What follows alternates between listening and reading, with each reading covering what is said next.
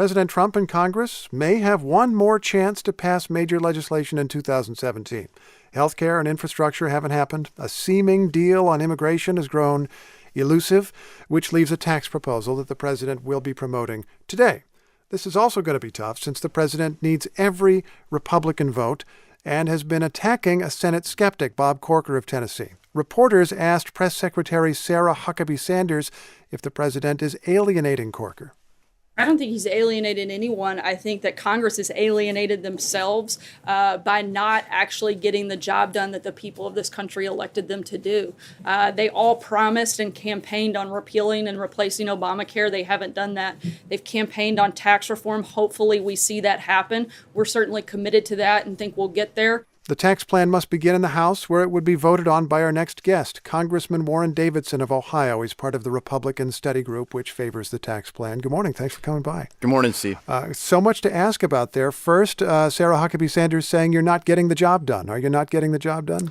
Well, I think if she's speaking about the Senate, the House really has delivered on the agenda. It's not been as strong as a lot of us had hoped for, but it's been progress. It's been collaborative. And we're hopeful that that'll catch on over in the Senate. Okay, and so now we have this tax plan, which Senator Corker is concerned about because, according to one study, you reduce taxes, you increase the deficit. The federal government gets less revenue. It would add $2 trillion or more to the deficit over a decade. Why is that a good idea? Well, I think that's important. We have a CBO Show Your Work Act so that they actually have to show their work in terms of how they're modeling things. The Congressional Budget Office, which comes up with these numbers. Okay. Correct. And the reality is our economy is growing too slowly. Our spending is growing at 3.5% roughly, which is progress. It's not good progress, but I mean, it's not where it needs to be. We need to shrink spending. But we have to grow revenue. We've been growing revenue at about a percent and a half. And so the real focus of this tax plan is to solve that gap by growing our economy. You're arguing that economic growth is going to be so great that tax revenue will increase rather than decrease? Absolutely. If you look at why we balanced the budget in the late 90s, it was because we had a massive economic expansion. So we really have to do the things that are going to drive growth in the economy. Well, let's just be frank, though. A lot of economists would doubt that cutting taxes is going to grow the economy enough to bring all the revenue back in. It is at least, we could argue about it, we don't need to do it here, but it's at least a debatable proposition. And I'm thinking that just a few years ago when Obama was president, House Republicans were willing to default on the debt rather than borrow a single additional dollar. It seemed to be a really significant problem. Is it no longer that big a problem? It's an incredibly big problem. If you look at what happened under Obama, the deficit, national debt doubled. The deficit spending, this is the games that people play with math. Deficit spending has actually gone down. Because it started at such a high point. Right. We were overspent by $2 trillion in 2009. And we only manage in Congress the discretionary part, which is about 30% of our spending. Because it's hard to control Social Security and the other things. The mandatory things, 70%. So this is what's really out of control and very hard to reform. So conservatives have tried for a long time to contain spending. We will continue to try to contain spending.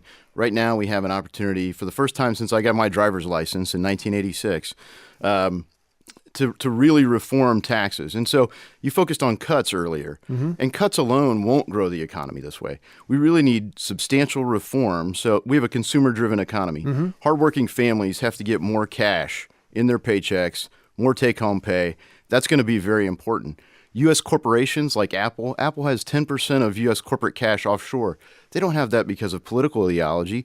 They have it because our tax code is broken. We need those dollars on deposit in U.S. banks available to be lent to small and medium-sized businesses that are going to be the growth engine of our economy.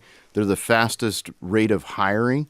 And so this creates opportunities that are going to drive our economy. You're referring to the fact that you can offer a kind of tax holiday to encourage companies to repatriate money they've put overseas. Absolutely. Let me ask about working families that you just referred to, though. And this is another area where it's debated. We don't know the exact wording of the legislation. But the Urban Brookings Tax Policy Center took what information they could and asked, will middle-income people get a tax cut?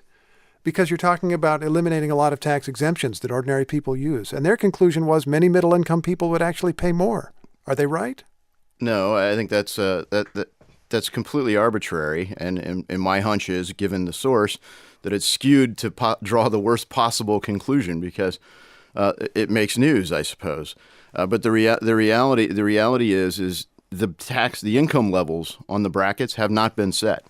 So why would that be? So there's 4 brackets: 0%, 12%, 25%, and 35%. But we don't know the income level. You don't know for the each income one. levels that are going to be laid on. Let me just ask, though, a bottom line question then. Are you prepared to guarantee that no middle income person is going to pay more when you eliminate deductions that they use, like the personal exemption or the exemption for paying state taxes, things like that?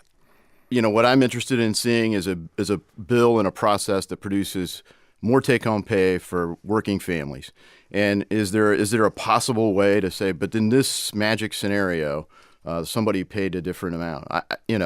That's a hypothetical that we really can't answer. But when you look at what is the intent of the framework that's out there, no precise bill yet.